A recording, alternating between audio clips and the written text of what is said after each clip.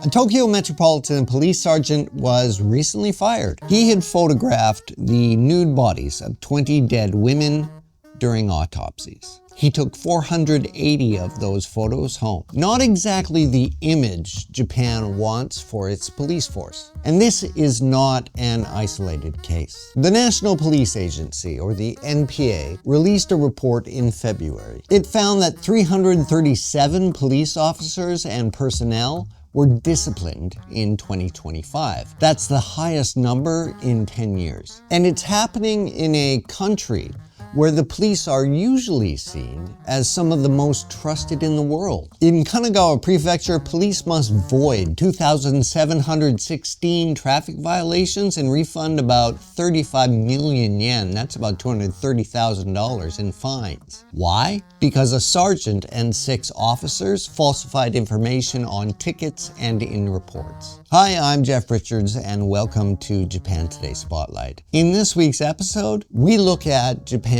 police force, the bad behavior, the training, the image, and the system behind it all. Police officers are human. There are always going to be bad apples though. But 337 in a single year, it's pretty hard to ignore. The most common reason for disciplinary action was having inappropriate relationships, sexual harassment, voyeurism, and dating people involved in investigations. 104 personnel were reprimanded for those particular offenses. Next came theft, fraud, and embezzlement, followed by dereliction of duty and negligence. Disciplinary measures included dismissals, suspensions, pay cuts, and reprimands. 64 were arrested. In one high-profile case, a Kawasaki City woman complained 9 times to police about being stalked. They did nothing except warn the guy.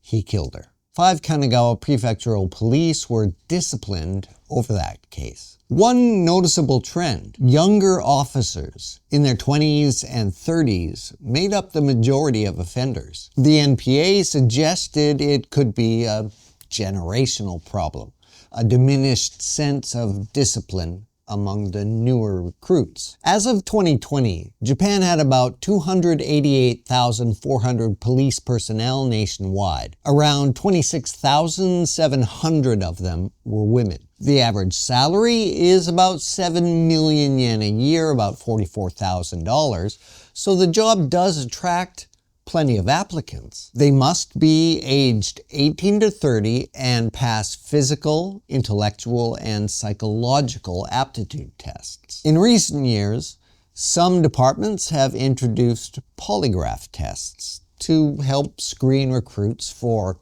moral fitness, though the effectiveness of those tests has been questioned. New recruits attend a live-in prefectural police school, 10 months for junior college grads, 6 months for university graduates. They study criminal forensics, firearms handling, judo, and kendo, and they're taught arrest techniques without the use of guns. Apart from the riot squad, Japanese police rarely face the kind of violence their counterparts in North America and Europe face on a regular basis. They carry pistols, but they almost never use them. Now, there have been embarrassing cases of officers leaving their guns in convenience store toilets. We published too many of those stories to count on Japan Today. At the community level, Japanese police are generally well respected. Koban, the small white neighborhood police offices usually staffed by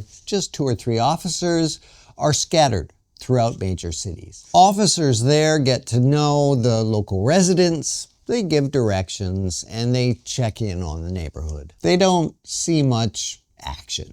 Walking past a koban, it's easy to feel reassured. There's something quietly effective about that kind of visible, community-based policing. But the tabloids tell us another story. There have been reported cases of after-hours relationships between male and female officers on night shifts. One policewoman was even found to be moonlighting as a prostitute. These stories don't dominate the headlines, but they add up. Japan's police haven't always fared well internationally either. In February 2005, a suspected drug addict caused a traffic accident and then threatened bystanders with a metal baseball bat. Television cameras that were at the scene caught a police officer fleeing. The footage was broadcast worldwide. Japan's police were, of course, ridiculed. Then Prime Minister Junichiro Koizumi was furious. At a cabinet meeting, he said, "I watched on TV a police officer fleeing from a criminal. It's disgraceful for an officer to act like that." He ordered a review of police training. On the internet, Japanese police are sometimes compared, perhaps unfairly, to the bumbling Keystone Cops of the silent film era. There's also long-standing criticism of evidence gathering, tampering, wrongful arrests, poor handling of stalking cases, and letting suspects slip away, sometimes literally out of police stations. One case got worldwide attention. The killer of British English teacher Lindsay Ann Hawker escaped from 9 police officers who came to his apartment on March 26, 2007. 9 officers. He wasn't caught until 2009. Japanese courts convict 99% of everyone who comes before them. The reality is a little more complicated. If you're arrested for a crime, police here can hold you for interrogation for 23 days without a lawyer. What they want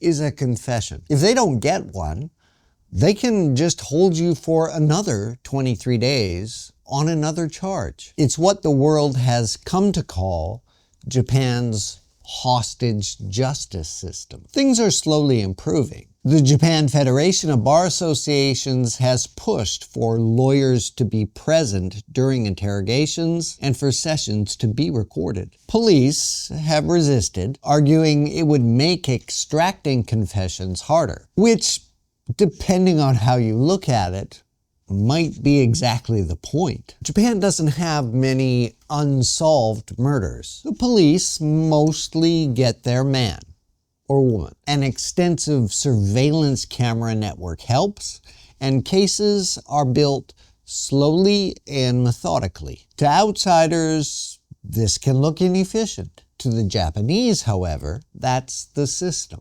Police regularly hold community events, and they work hard to maintain public trust. And by most measures, they keep society here remarkably safe. Nobody in Japan wants to see armed officers patrolling the city streets. That's not the Japan that anyone wants to live in. As I've said, Japanese society is very secure and safe, and the police system does deserve some credit for that. Japan's police have real strengths. They also have real problems. Safety, built on inadequate oversight and a culture of covering up misconduct, isn't something to be proud of. And pretending otherwise doesn't help anyone. From the Japan Today newsroom in Tokyo, I'm Jeff Richards.